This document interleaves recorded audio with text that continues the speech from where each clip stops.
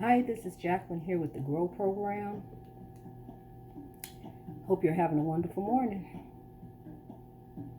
I want to start off the video. Last night, as I was laying down sleeping, I turn on the music a little bit because my husband, he already asleep. He don't care what I look at. So I just turn on my music and I lay down and, close my eyes. And as I close my eyes, I begin to think about the previous souls. The previous souls just came to me. I just thought of them pure souls. And I want you to think about a pure soul. Okay? This is a pure soul. Back in slavery days, pure soul, born in bondage, don't know nothing, just born in bondage. Maybe a second generation, first generation, third generation, who knows? Born in bondage, just new to the world, but mistreated, just the whole life, just mistreated. Don't know, ain't no, you don't have no hope. You don't have nothing to look forward to. This just your life is bondage, and maybe you 8, 9 years old, you get sold off. The people your mama, your little mama, and your dad, the people you love, the ones you knew, you're holding on to, that's your little hope. That's all and these white people, and you got to obey them and listen to them, what they tell you to do. But then you get sold off. So what is gone. This is gone. And so you're going on to the new people. And your hope go with them, but you're crying, no, because you miss the old people. You miss your mama. You miss your daddy. You miss being out there in the cabin and playing out there with the rocks and the sticks, and pulling up the little grass that might grow out there. You miss that. You miss that life. You miss sitting out on the porch and laughing, you and daddy playing, until the master come. You miss that little life, but you're gone. You remember now, you're only like 8 years old. You gone. So you're going on with these people, and so you going on. You're gonna see what's going on. You can't really speak. Talk too much, talk too well to ask what's happening, and you better not ask, because you get beat, and so you go on with them, but the next people ain't too nice. They ain't too nice, and the slaves, they try to do what they can for you. They try to comfort you and take you in and show you how to go and whatever. But you know what? They just don't like you, the white people, and they really mistreat you and they treat you bad. And you ain't got no hope. You go to the people, the other slaves for comfort. One little young slave, she might take up with you, a little 14-year-old, take you under her wing and try to mother you a little bit, but you really don't. You want to go back where you was. That's your mama and your dad. You want to go back there, but you can't. You don't know where they at. You don't know how to find them. Can't write to them. You can't call them. So you over here, and this one little boy in particular, the white man little boy, he particularly really don't like you. So he about 16, 17. Every opportunity he get, he do stuff to you, and you cry. But you go to the little girl, but don't nobody do nothing. Ain't nothing done about it. He just keep doing it. You ain't allowed to say nothing. And so he done poke your eye. Poke you in the eye, and you go crying. And you go back to the young lady, and she try to mother you and try to doctor on you as best she can. But you look at her and well, who gonna help me? How I'm gonna get out of this? I want to go back where I was. I don't want to be here. I'm being mistreated. I want to go back over there with my mom and my dad. They over there crying for me. And they over there crying for him. He don't know that. But they crying. They miss him. They wonder what happened to him. They do the best to pray to God. Lord, where he at? In secret. When they in the bed whispering to each other, praying, crying, tears coming down the eye, praying, hoping that he all right wherever he at.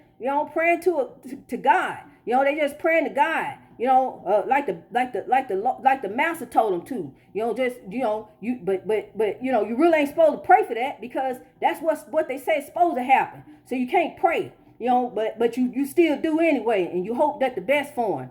But the young man over here that's 17 years old, he don't like him. He don't like that little slave. And next thing you know, something happened to the little slave. He gone. They don't know where he at. And the master go out walking around, and the boy, he out there in the field, laying in the field because the 17-year-old then choked him to death. But they don't know what happened to him. He just dead. So they take him and they toss him and bury him. These are souls that come to me. These are pure souls. These are the souls that come to me. These are the souls that I invite in. Because, see, they didn't have no life. They didn't have no life.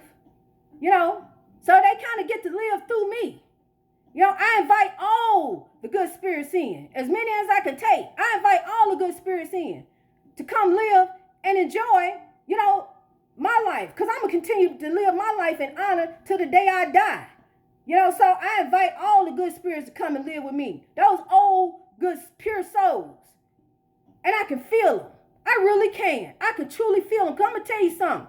It be some days where I don't want to fix my hair that way. But I wear my hair that way because I feel like it's a good spirit that want my hair that way. I'm telling you, it's real. You can knock it if you want to, but it's true. Back in the slavery days, before they was kidnapped, that's what they were doing. They were praying to their ancestors who went to God on their behalf. But say the second generation, the third generation slave, they didn't really know that.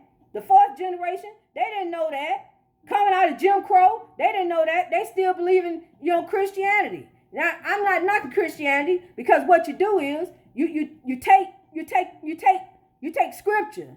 You take teachings. You use teachings out the Bible. You use scripture and apply to your life. You don't necessarily go with those Bible stories, but you use scripture and doctrine and teaching. You know what's right. You know what's right. And you use that and apply what's right to help you in this grow movement. That's what you use to help you in the grow movement, because I read scripture. I go to scripture. It all reverts back to scripture, because it all reverts back to what God told Abraham. It reverts back. It does. And it's all coming to fruition right now. Everything is moving. It's moving right now as we speak. Just like the wind, the leaves outside rustling, because it's October, fall is coming. This movement is rustling too. When you look at them red stripes on that flag, they represent the blood that African Americans bled for this country. Now we here. So now we here, we got to do better. We need to start building up and building wealth. We can wait all day on the government to give us reparations. I've been waiting 50-some years and it ain't coming. So we need to start doing for ourselves. I'm the first generation. If you was born in the 60s, you are the first free generation, truly free. Because that's in the 60s, that's when the civil rights, voting rights, that's when most all that stuff was passed. So you are the first free generation.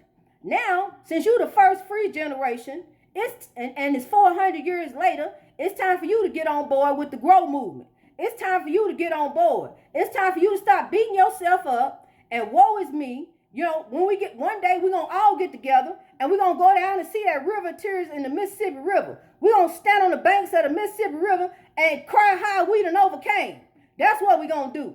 But right now we're going to leave that Mississippi River there, and we're going to focus on the grow movement and try to move up and build wealth. Start buying houses. I'm telling you right now, Pastor, start with all that tithe money you got, start buying up some of that property in that neighborhood and putting some of them people in there. People losing their job. We got coronavirus going on. The people who got money need to start building wealth for the people who don't have. The haves need to come out for the have-nots so the people can come out with substance. Everybody been touched by African American in their life. Everybody have. So, it's time for us to grow. Like I said, the government ain't going to give us no reparation. You can sit all day and wait on the check. It ain't coming. I'm telling you, it's time to get up and move. Start changing your mind, the way you think. Change your heart, the way you act. Change your attitude, the way you look at people. Stop judging folks. You ain't supposed to sit in judgment of nobody else. You ain't better than nobody else. You pull your pants on just like they do. So get off your high horse and come on with me. We getting ready to do this grow movement.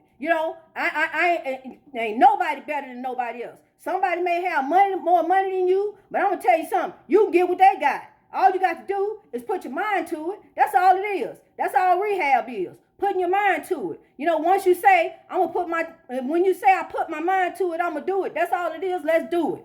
Like Nike, let's do it. Let's grow. I love you.